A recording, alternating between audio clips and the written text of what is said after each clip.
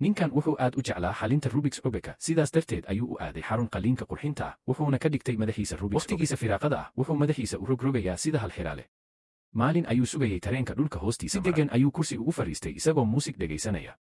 Markuu saacadiisa eegay ayuu ogaaday in tareenku soo dhow yahay. Degdeg ayuu madaxiisa dhinac u rogay, telefoonnadii ka bixiyey, wuxuuna bilaabay inuu ku ciyaaro madaxiisa Rubik's Cube. Laakiin muddo dheer kadib weli ma xalin. Muuqaalka yaabka leh wuxuu argagax geliyey nadiifiyaha janitorka ag joogay. Markii tareenku istaanka soo galay, dadkii saarnaa waxay ku eegi jireen indho yaab leh.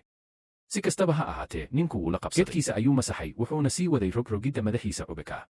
Sida uu isku dayeyba ma shaqaynin. Isagoo xanaaqsan ayuu qaatay dhalo cabitaan ah, wuxuuna cabbay hal mar oo weyn.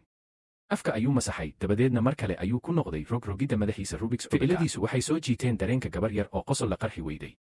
Laakiin ninku waxba kama uusan gelin. Wuxuu si qoto dheer uga fikirayay, go'aanna u ahaa inuu xalliyo.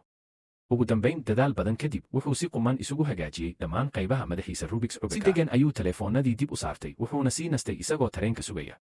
Ma ogaatay wax yaab leh?